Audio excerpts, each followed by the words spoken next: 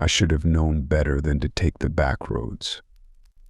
It was nearing midnight as I left my parents' house, the remnants of Mom's birthday celebration still warm in my chest. Dad had insisted I stay the night, worried about the thick fog rolling in from the lake. But I had papers to grade and lesson plans to finish. My first graders wouldn't teach themselves come Monday morning.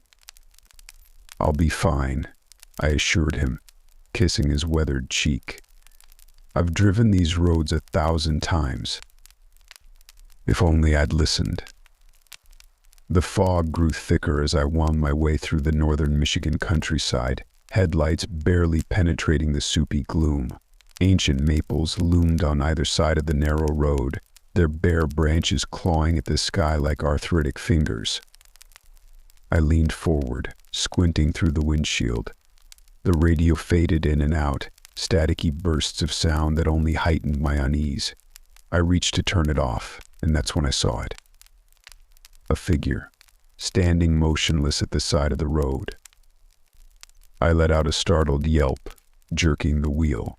The tires skidded on the wet asphalt and I fought to regain control, heart pounding. As the car straightened out, I peered into the rearview mirror. Nothing. Just swirling mist. "Get a grip, Emily," I chided myself. "You're letting your imagination run wild." But as I rounded the next bend, there it was again. Closer this time. It was tall, impossibly tall, its gaunt frame silhouetted against the fog.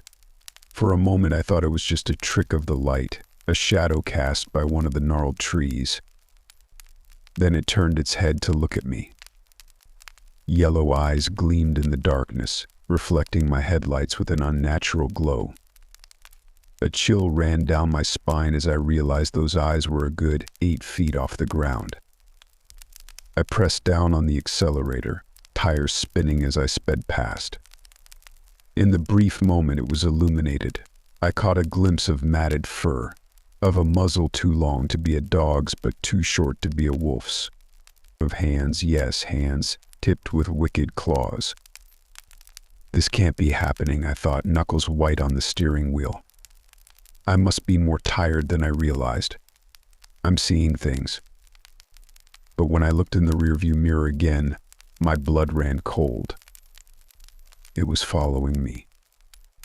Loping along on all fours with an easy, ground-eating gait, the creature was quickly closing the distance between us. I could see it more clearly now, the twisted melding of human and canine features, the ropes of saliva hanging from its jaws. A scream bubbled up in my throat as I floored the gas pedal. The engine whined in protest as I took the curves too fast, tires squealing. But no matter how fast I went, those glowing eyes remained fixed on me in the mirror. Suddenly the road ahead was bathed in light. Headlights coming around the bend. Relief flooded through me. Another car, someone to help. But as the vehicle drew closer, my hope turned to horror. It wasn't a car. It was my car. I was looking at myself, wide-eyed and terrified behind the wheel. I slammed on the brakes, the world spinning as I fishtailed to a stop. For a long moment, I sat there, gasping for breath, trying to make sense of what I'd seen. When I finally worked up the courage to look, the road ahead was empty. No other car. No monster. Just fog and shadows. With trembling hands, I put the car in gear and eased forward. I had to get home. Had to get away from this nightmare. I rounded the curve and my heart stopped. There it stood in the middle of the road, blocking my path. In the harsh glare of my high beams, I could see every horrifying detail. The patchy fur, the twisted, half-human face, the hungry gleam in its yellow eyes. It took a step toward me, lips peeling back to reveal rows of dagger-like teeth.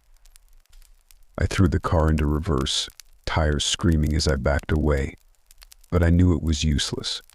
There was nowhere to go, The thing, the werewolf, my mind gibbered, was between me and home, between me and safety. As if sensing my despair, it let out a bone-chilling howl. The sound reverberated through me, setting every nerve on fire. In that moment, I knew true terror. I don't know how long I sat there trembling as the creature circled my car. Claws scraped against metal. Hot breath fogged the windows. Several times I thought I saw a flicker of something almost human in its eyes. But then the moment would pass, and there was only hunger and savage glee. Just as I was sure it would smash through the window and tear me to pieces, a new sound cut through the night. Sirens. The werewolf's head snapped up, ears swiveling. With one last baleful look at me, it loped off into the fog-shrouded forest. Moments later, a police cruiser pulled up beside me, cherry lights painting the mist red. The officer approached cautiously, hand on his holster. "Mem, are you all right?" I wanted to laugh, wanted to scream, wanted to tell him everything I'd seen, but I knew how it would sound. So I forced a smile and nodded. "Just got a little turned around in the fog," I lied. "Think I can follow you back to town?" As we drove away, I couldn't shake the feeling that something was watching us from the darkness. That this wasn't over. I never took the back roads again after that night. But sometimes when the fog rolls in and the moon is full, I swear I can hear howling in the distance. And I wonder if one day those glowing eyes will find me again. The fog rolled in thick as I pulled into the truck stop, my headlights barely cutting through the soupy air. It was just past midnight, and I'd been on the road for 14 hours straight. My eyes felt like they were full of sand, and my back was killing me. All I wanted was a hot shower, a greasy burger, and 6 hours of uninterrupted sleep. But as I eased my rig into a spot at the far end of the lot, something felt off. The place was deserted, which wasn't too unusual for this time of night. But there was a stillness in the air that set my teeth on edge. No crickets chirping, no distant rumble of trucks on the highway. Just an oppressive silence that seemed to press in on me from all sides. I killed the engine and sat there for a moment, listening. Nothing. Maybe I was just paranoid from too many hours on the road. I chuckled to myself, shaking my head. "Get it together, Mike. You're jumping at shadows." I grabbed my shower kit and climbed down from the cab, the gravel crunching under my boots. The fog swirled around my legs as I made my way towards the main building, the damp air clinging to my skin.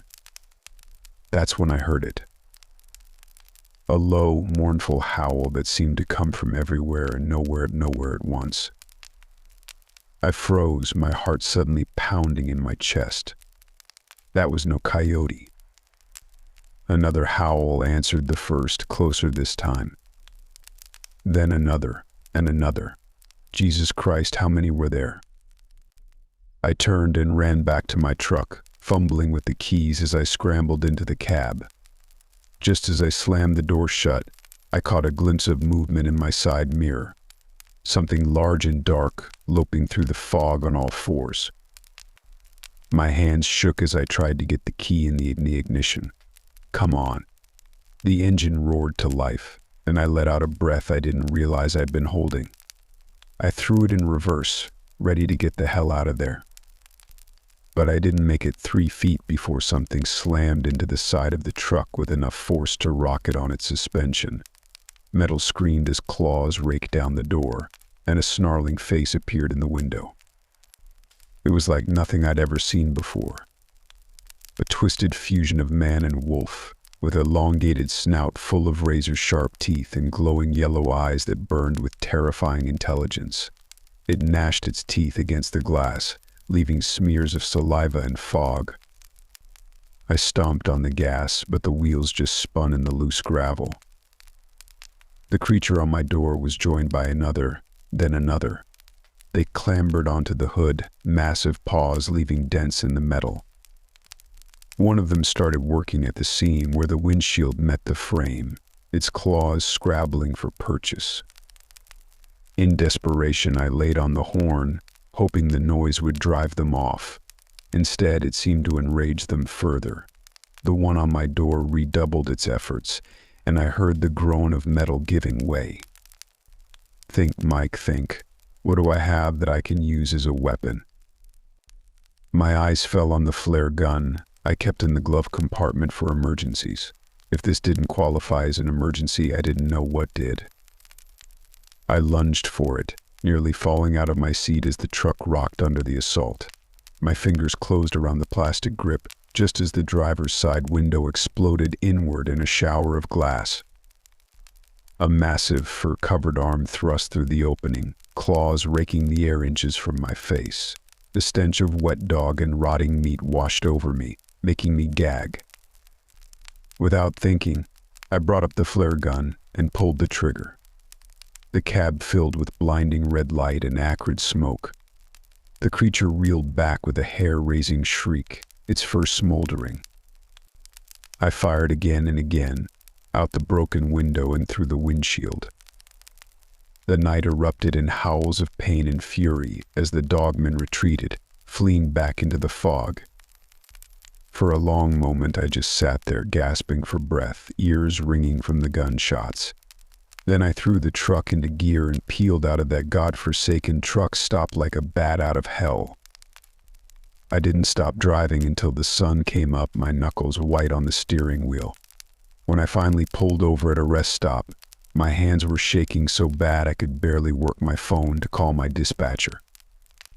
Mike, what's wrong? You sound terrible. Sally's concerned voice came through the speaker. I laughed. A ragged, hysterical sound. Sal, you're not going to believe what happened to me last night. There was a pause on the other end of the line. Mike, have you been drinking? I closed my eyes, suddenly bone weary. Of course you wouldn't believe me. Who would? No, Sal, I haven't been drinking. Look, I need to take a few days off. Family emergency. All right, she said, doubt clear in her voice. Take care of yourself, Mike. I ended the call and leaned back in my seat, staring at nothing. I knew what I'd seen last night. The claw marks scoring the side of my rig were proof enough of that. But who would believe me? As I sat there trying to figure out what to do next, a chill ran down my spine. In the distance, barely audible, I heard a familiar howl. They were coming for me. And this time I didn't think a flare gun was going to be enough to save me.